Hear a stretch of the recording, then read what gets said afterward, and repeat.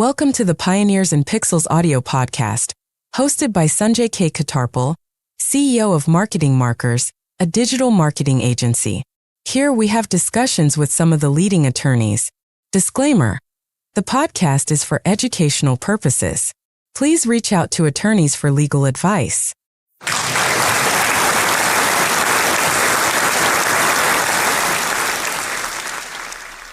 Hey, good morning, everyone. This is Sanjay K Khetarpaal. I'm the marketing guy and the owner of a digital marketing company by Marketing Markers. Today, I have with me Alex, and she is part of the immigration attorney, but I'm going to say less. I'm going to let her answer more of the stuff.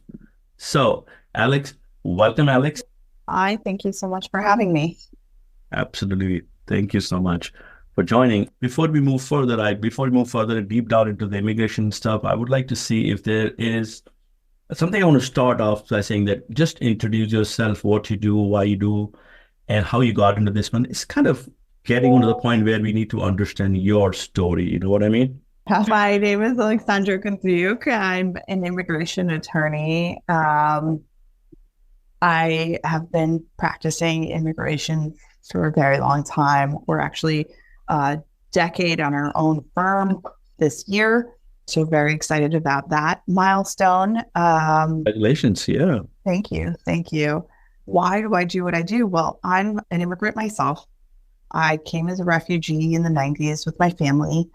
And it's not that I always knew I wanted to be an attorney, but I always knew I was in a unique position because of seeing the way my family had to adjust and adapt being immigrants, right? None of us spoke English. None of us knew the commonalities of this country. You have to deal with so many things being immigrant in this country. And I grew up through that, right? Seeing my family tried their best to learn the environment, learn the language, work to support our family, everything, work through the immigration process. It's just a lot of things involved. And I always loved that aspect of being able to learn new cultures and new languages. I speak 4 languages myself: Ukrainian, Russian, Spanish, and English, and would like to learn more, of course. There's a never-ending bucket list of languages that I have.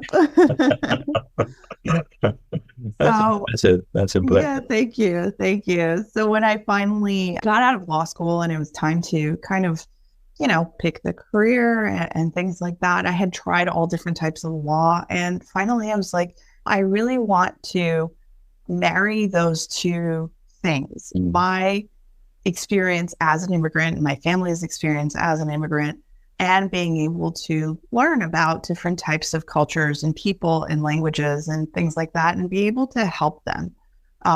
So that's when I found immigration law, and I was like, this is it. This is really a beautiful marriage of all the things that I am passionate about and want to help people through. That's incredible. It's just knowing that why you are in the field and you being immigrant yourself. It's incredible. Being an immigrant, I know that when we come, like a long time back, there was nobody to help. There was nothing there. I don't even know where to go, who to talk to. Absolutely. Can I talk to somebody? And there were so many challenges we faced and there's no place to go. So let me take a step back and say, what are the common challenges when somebody approaches you? What are the common challenges you see people encounter? I mean, there's so many, when you're an immigrant, you have to deal with not just one adaptation, but several adaptations all at once. And I think there's a feeling of anxiety and overwhelm that you're sitting there and you're trying to, okay, well, let me figure out how to support my family. Let me figure out how I can better learn the language so I can assimilate. Let me figure out how I can, for those with families, help my kids persevere in this new environment that I know nothing about and I know they know nothing about. Let me figure out how we can work through the immigration laws and the immigration paperwork that we have, and who do I go to seek advice? I mean, that's an overwhelming amount of things that you have to go through. And I think those are really the common challenges, is that everybody's not just looking at, okay, I got to get through these immigration paperwork and that's it. And everything was comfy cozy. Everything else is okay.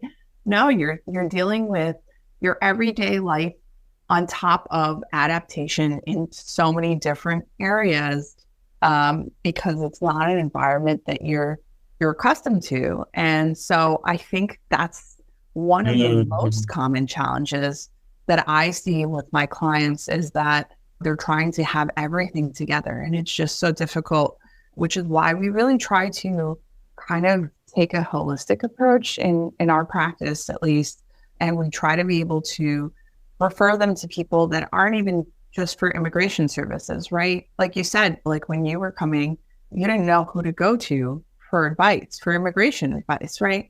But now think about it. You have to pay your taxes, so you don't know where to go to for accounting advice.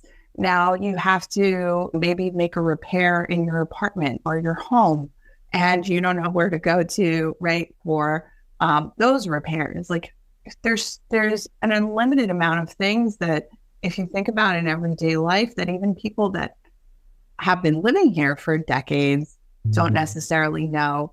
And so in our practice, we try to have that holistic kind of overall advice too, and have a referral network of trusted people that we can send them to and say, hey, don't worry, you need your taxes, you have a tax question. Obviously, we can't answer that, but we know somebody who can.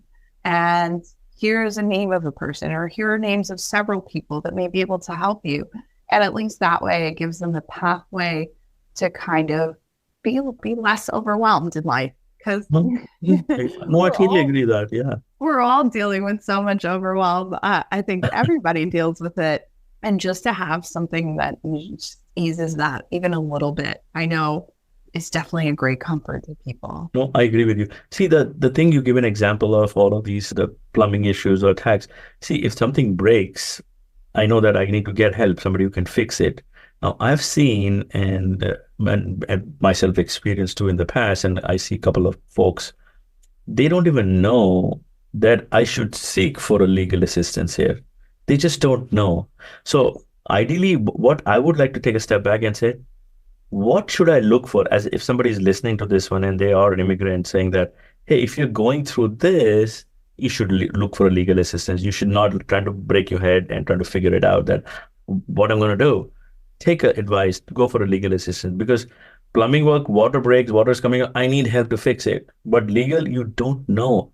Oh, somebody can help me on the legal on this one? That is a question I had in the past. I don't even know that I should seek an assistance. So any thoughts on that? Absolutely. So I think a lot of people look at the forms and they say, oh, this looks simple enough. My friend, neighbor, cousin, what have you, can translate this for me and help me out with this. And we can fill in all the boxes, right? So I see a lot of this also from clients that come in that are like, oh, well, we did it ourselves, or my cousin helped me. And now I have this other paperwork that we got from the government and I have no idea what to do with it, right? And so I think the first piece of advice is, it may look simple, but really immigration law is one of the most complex areas of law in the country.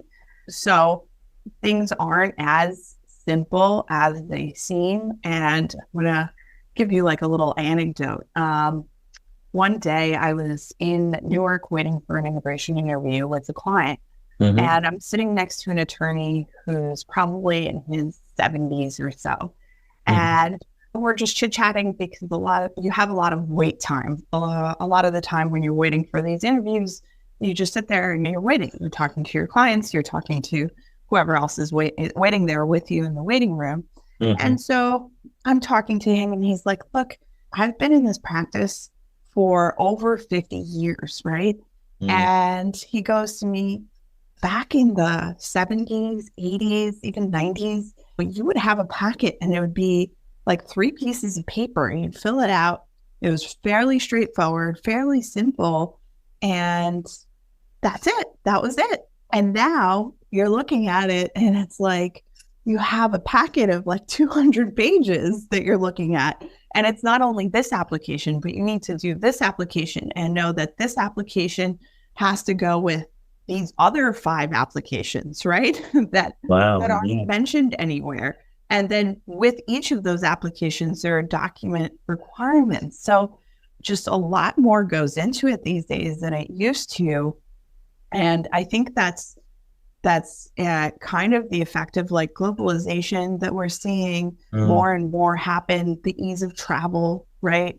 And people moving around more in the world, right? And so when you see that, they have to adapt the systems, and they try to adapt the systems. And by doing that, they make it more complex. And so even though sometimes it may seem like, okay, I'm just looking at a few boxes that are asking my name and my address and fairly simple looking things, it's not as easy as you think. And that's where a lot of clients like get into trouble, because then you get to a point where you do need legal counsel. And then when you go to legal counsel, you end up spending more time and more money, frankly, to try to fix some of the things, as opposed to just going to legal counsel in the first place. I would say the majority of clients should obviously not just go to legal counsel or go to somebody accredited, because there are a lot of people in the community that are like, I can do your paperwork, no problem. But the issue is, if you don't go to somebody accredited, usually an accredited nonprofit organization that can work on these immigration type applications and are sanctioned to do so, right? They have accredited representatives that are sanctioned to do so by the Department of Homeland Security, or an attorney that is capable and does immigration. I think it's very pertinent to say, hey, I'm going to go to somebody like that versus a friend, or even there are some storefronts that have like immigration help, but really they're not accredited or they're not licensed. The difference between going to a legal accredited attorney or an accredited legal representative is, if you do something wrong as an attorney, there's usually recourse for the client, right? Yeah. If you do something wrong as an accredited representative, there's usually recourse for the client. If you do something wrong as just a quote unquote immigration service, that's just a storefront, that's not licensed, that's not accredited, then it's on the client. So, and there's actually court cases about this that have come out, because it's been such a prevalent problem throughout the whole country, where people are just going to a storefront that says tax preparation and an immigration form, or things like that. And so there's actually been court cases where the court cases say that if you go to one of those places and they're not licensed and they're not accredited and they make a mistake, then you're at fault.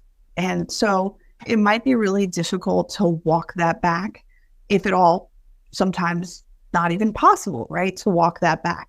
And so I would say make sure that person is licensed. There are Google searches you can even do, like for an attorney, because sometimes these people say they're attorneys and they're not. Oh, wow. Is that a real thing? People say Yes. they're not? Oh, wow. Absolutely. Absolutely.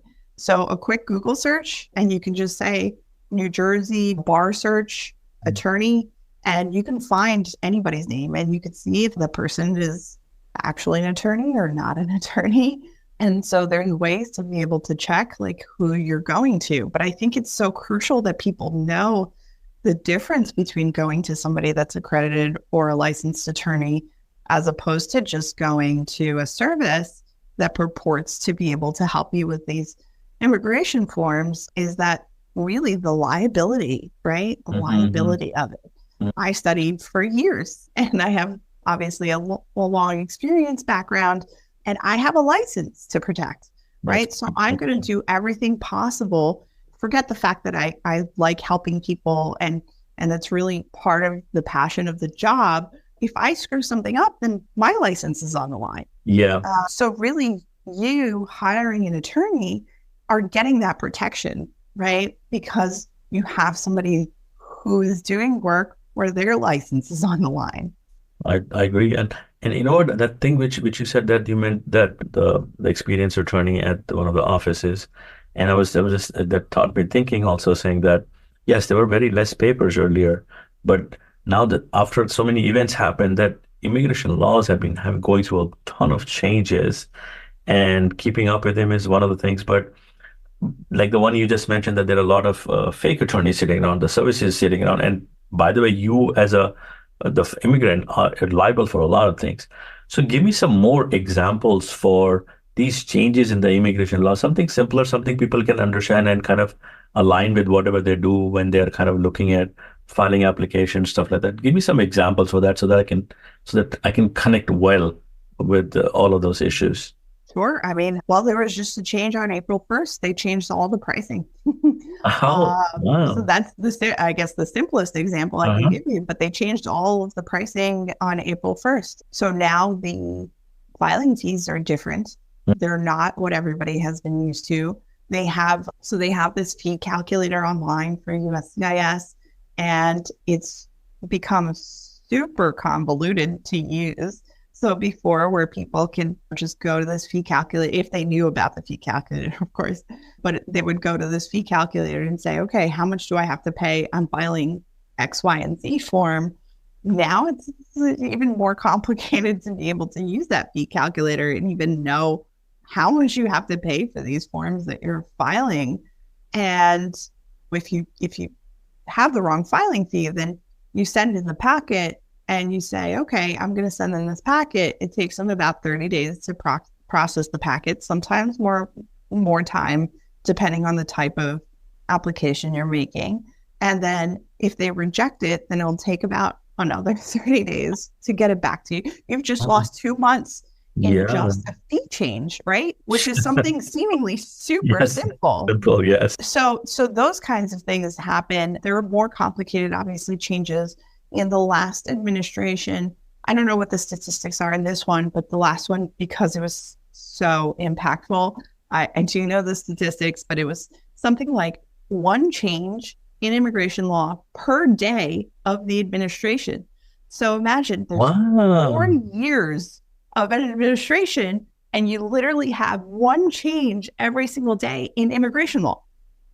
Wow, are you serious? That's like a lot of changes. My God. Absolutely. It's like how you guys keep up to that. That's one part. But then other one would be like the immigrants coming in will have no idea, no clue that these are like, exactly. Oh my God. So what tends to happen is any administration that comes in obviously wants to make their own marks and their own changes within immigration. Obviously, some of those changes come from Congress. Some of those changes come from the executive branch. So the different changes can come from different places. And what happens a lot of the time is that there's always somebody unhappy with the change. And so there's always some sort of lawsuit that goes on. So once the change is made, I think the most popular one we can talk about is probably the Dreamers, the DACA legislation, right? That was installed by President Obama back in the day. And that's been through litigation through several presidencies and still is in litigation. And so what you see in the courts is something like, well, now we can't file DACA. Okay, now we can file DACA, right? Each court has a different type of decision. And so you have all these changes. Okay, now we can file DACA, but only renewals and no new DACA applications and this or that and the other thing. And so you see not just a change within the administration, right, that's created from the administration or from Congress, but then you see organizations that may not be exactly happy with the change, or they say the change is unconstitutional or what have you. And so they have these legal challenges to those changes. And so those have to work their way through the courts because we have judicial processes. And so in these judicial processes, each court can say, well, we're going to stop this part while we decide, right? Or we're going to let this part go while we decide. Or we're going to say, you can do this while we're making a decision, but not this other thing, right? And so you have these It is getting more, the laws are anyway more complex, and then Exactly. DC just add on to that. Awesome. Exactly. So you have complexities within complexities. So you have the range of like the simple changes, which are the fees, things like that. And then you have the more complex changes, which have changes within the changes that happen through time. So just to add to this one, Alex, and thank you for letting me interrupt you for a second. No. Just to add on to this one is like, how has technology impacted all these changes? Is that changing a lot? Like last 4 or 5 years, things have changed. Like we had a pandemic, and then people went like online Zoom stuff, and now we're trying to come out and kind of get into a hybrid model. If the laws are complex, you add more laws to it, and then and what we just talked about, it makes it complexity within complexities. Then I'm going to throw technology on top of it. How is that working? That's a great question.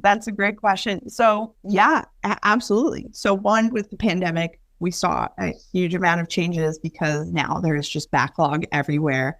And I think you see it in the court systems. I think you see it throughout like immigration and things like that. So obviously less employees at the time, so less people to process all these applications and things like that. And so just backlog builds. And we know that immigration is already backlogged. So we're looking at even more backlog. So what do they do to try to help the backlog? Is they're like online filing. So we've seen a lot of online filing pop up post-pandemic, more so than during pandemic. Is kind of like on the line towards the end of pandemic and post-pandemic. We have immigration courts that are doing more remote appearances. We have more online filing capabilities. But with that, you have more glitches in the system as well. So as anybody knows, if you've used a computer, sometimes you get the blue screen of death. And then you're like, what's going on with my application? Sometimes you log in and people don't know that, for example, in the USCIS accounts, if you're not active for 30 days, they'll just delete your application. So if you haven't submitted it and you say like, I want to get started early, right? I'm a planner and I want to put some of this information. And then you get to a part where you're like, oh, I really need to get some additional information for that. So I'll get back to it. Well, if you don't get back to it within 30 days, you're going to have to start over. So that's a fun part of it. Fun part of it. Obviously, I say that in jest, but there's complications there that if you're not using the system on a regular basis, obviously you don't know. And it's not intuitive where they're like, we will erase your application because you've been inactive for X amount of time. You know, it's just kind of like one day it's gone and you're like, where'd it go? And so there's all kinds of new issues. Yes. Yeah. That you have with the new tech that they're using. And so. Interesting. So anybody, any immigrant coming to your offices and trying to talk to you about that, what is the first piece of advice, or how do you start your process saying that, hey, this is how we start? I'm trying to see that there are two kinds of people. One, they're coming by themselves, like, hey, I want to work by myself. And then another one is the family immigrations a lot. And I'm not even touching the visa part of it. There's a lot of visa thingies which might jump up. But in general, when a new immigrant comes in, whether it's coming from themselves or for the family, what kind of advice or what kind of process you follow there? So that's a good question. There's a global process for everybody that comes in. And then obviously we kind of hone in on an individualized strategy depending on what the person wants and what they need and what their options are. So it changes over time. But generally what we like to do is get a background. Okay, what is your immigration history, right? When did you come? Who did you come with? How did you come? What are you interested in doing? And then really want to try to see what their needs and wants are, right? Because everybody's needs and wants are different. It's not something where, okay, I say, I want it this way, and maybe Sanjay wants it a different way, and maybe a third person wants it a different way, because different things are important to different people. Correct. And so we really try to figure out what's important to you as a client. What matters the most and what will make the most difference for you? We've had various clients, hey, my family member's ill. We had a client maybe a few months ago come in and was like, my family member's ill. They came to visit me and they fell ill and they have nobody in their home country. And now, I want to see what to do to help them.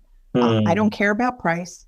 I don't care about time. I just want to be able to care for my family member. That's the biggest thing that's important to me right now. And so they didn't really want to worry about what the process entails or anything like that. They just wanted assurance to say, yes, we can do something. What can we do? And then do it. And that's it. So then they can have a peace of mind and be able to just care for their family member, right? Yeah. Because I think that was the most important thing to them. We have other people that want things the fastest way possible, right? Speed is really important to them. Always everywhere people want things to be done like yesterday. Sure. I mean, within certain parameters, right? There are certain things that we can do to make things faster for these processes. But again, within certain parameters, because USCIS and all these immigration departments have their own processing time for things. And sometimes there's no way to speed it up as well. So it's important to kind of clarify that for potential clients and people coming in and say, hey, well, here is the processing time that we're given. Depending on your situation, maybe we can apply to expedite, right? This processing time.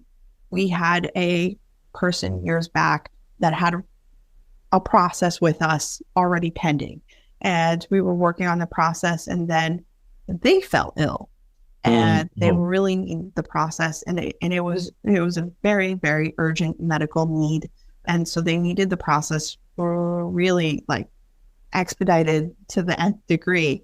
And so we worked really hard and we were able to do that for them. And so that's exactly what we did. We were able to get it expedited, and that was that, which they were really grateful for. We had, when the Ukrainian war broke out, we had some people that wanted their family members' petition to go through as quickly as possible. And luckily there were options to expedite those kind of applications. So we would work with embassies and the CIS and these various agencies to try to expedite this as quickly as possible, because there are options for that. Now, on the other hand, sometimes there are no options for that. And we try to, as much as possible, be as blunt as possible about what is really realistic within immigration and what is not, because I think that's important. I think it's important that the potential client understands, okay, this is what the parameters we were working within. And sometimes the things that they want are not possible. And instead of being like, okay, we'll just take your money and, that being that, we let them know, like, what you're looking for is not a possibility, whether it's with us or anybody else. And so you should know that, because other people may try to take advantage of you, right? And say, sure, I'll do whatever you want when it's not even a thing, right? And so we want to be as straightforward as possible, explain the process, be able to kind of really hone it in to what their needs and wants are, again, within the parameters, and that much how we do it. Great, that's great.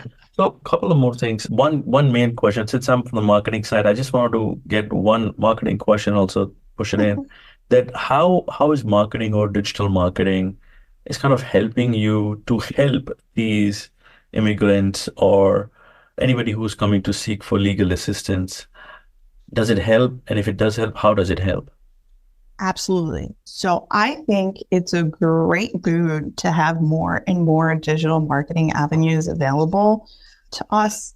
I think back in the day, like you said, your family maybe not even know where to go to for advice. I think marketing has changed so much that now we can put out so much more information out into the world so it reaches more people. For example, in the simplest example, we create pamphlets, right? They're common questions that everybody has.